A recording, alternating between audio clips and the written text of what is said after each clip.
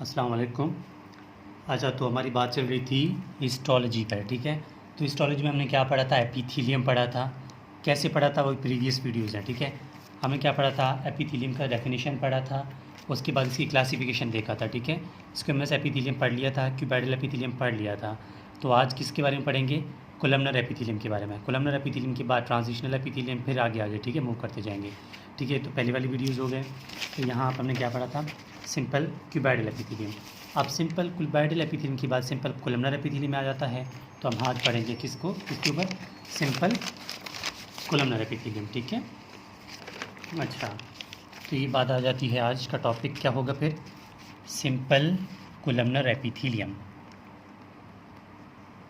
Simple columnar epithelium. Columnar यानी कि column word से रिलेटेड है, ठीक है। एक रो होता है, कॉलम होता है ना, कॉलमनर वर्ड जो है वो कॉलम से रिलेटेड होता है।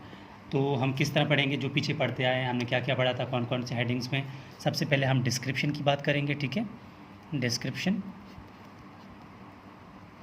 ठीक हो गया, ठीक है। डिस्क्रिप्शन के बाद बात आती है इसकी अकरेंस की, कि मतलब कहाँ कहाँ प्रेजेंट होता है, ठीक है। तो इसके पहला हो गया डिस्क्रिप्शन, सेकंड हो गया अकरेंस, मतलब कहाँ कहाँ प्रेजेंट होता है। सेकंड, थर्ड होता है इसका आइडेंटिफिकेशन पॉइंट्स, आइडेंटिफिकेशन पॉइंट्स, और फोर्थ आता है इसका हिस्टोलॉजिकल डायग्राम, ठीक हो गया। अब वन बाय वन हम सब इस सब को करना है, ठीक है। तो सबसे पहले क्या होगा? डिस्क्रिप्शन। डिस्क्रिप्शन में देखेंगे कि किस तरह ये क्या होता है, ठीक है। तो डिस्क्रिप्शन मैं लिख देता हूँ यहाँ पर।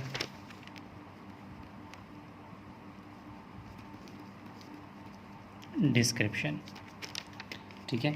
डिस्क्रिप्शन में लिखेंगे कि it is similar to cuboidal epithelium, ठीक है। ये सिमिलर है, किसके साथ सिमिलर है? जो हमने पीछे पढ़ा, similar to cuboidal epithelium. Similar है किसके साथ? क्यूबाइडल एपिथेलियम के साथ। एक्सेप्ट, फ़र्क सिर्फ कहाँ है? एक्सेप्ट सेल्स आर टालर, ठीक है।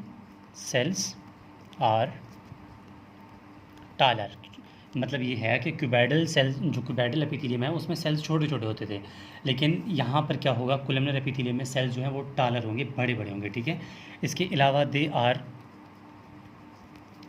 Are in single layer,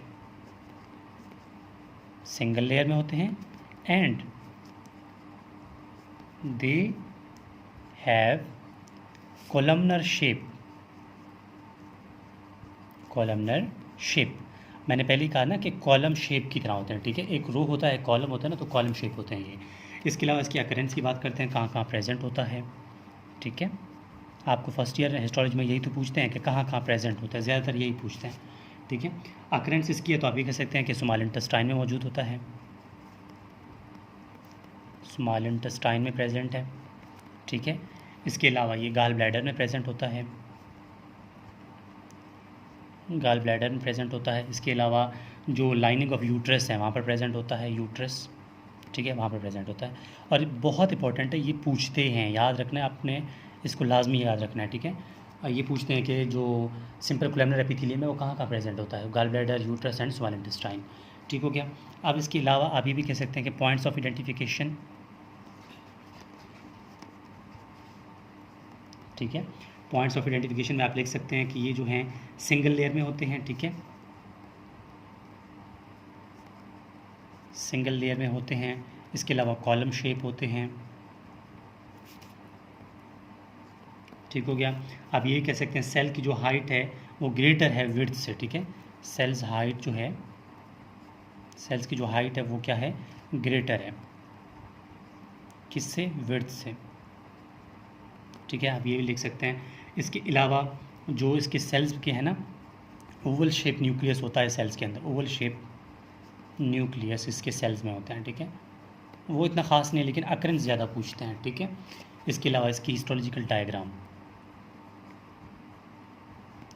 histological diagram इसका बहुत इंपॉर्टेंट है, ठीक है। आपने क्या करना है? वर्ड याद रखें। हम क्या पढ़ रहे हैं? सिंपल कोलमनर एपिथेलियम पढ़ रहे हैं। सिंपल का वर्ड इस्तेमाल हो जाए तो मतलब एक लेयर, ठीक है। तो हम क्या करेंगे? यहाँ पर इस तरह का एक लेयर बना देंगे, कॉलम शेप, ठीक है। तो आपने इस तरह ही कॉलम बना देना है, ठीक हो गया। ये सिंपल कोलमनर एपिथेलियम बना रहा हूँ मैं,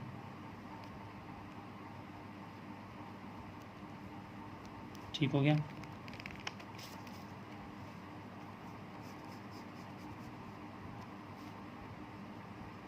ठीक है, इस तरह आपने कॉलम बना देना है, ठीक हो गया। इसके ऊपर बेशक आप इस तरह बना लें, क्योंकि कॉलम है ना, तो हम कॉलम ही बना लें, ठीक हो गया।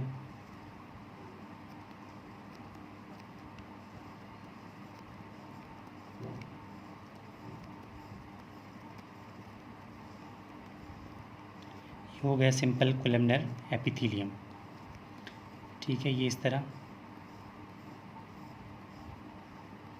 ये इस तरह, ये सिंपल कोलमनर एपिथेलियम बन गया। अब आपने क्या करना है, इसके अंदर ओवल शेप न्यूक्लियस बना देना है, ठीक है। ओवल शेप न्यूक्लियस बना देना है,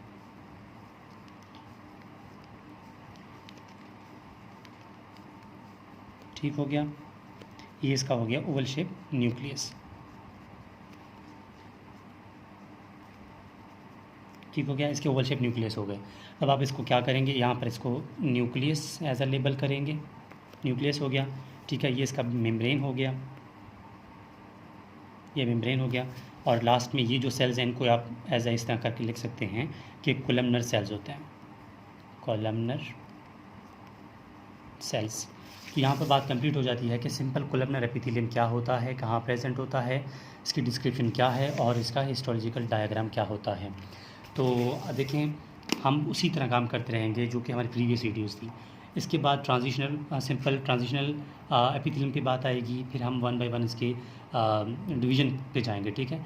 तो फर्स्ट ईयर MBBS में ये बहुत इंपॉर्टेंट होता है कि एपिथेलियम, इसकी आइडेंटिफिकेशन पॉइंट्स, मतलब अकरेंस, ज़्यादातर यही पूछते हैं, ठीक है। तो इसका डायग्राम वगैरह, तो आप इस तरह पॉइंट्स कर लें तो आपके लिए बहुत आसानी होगी।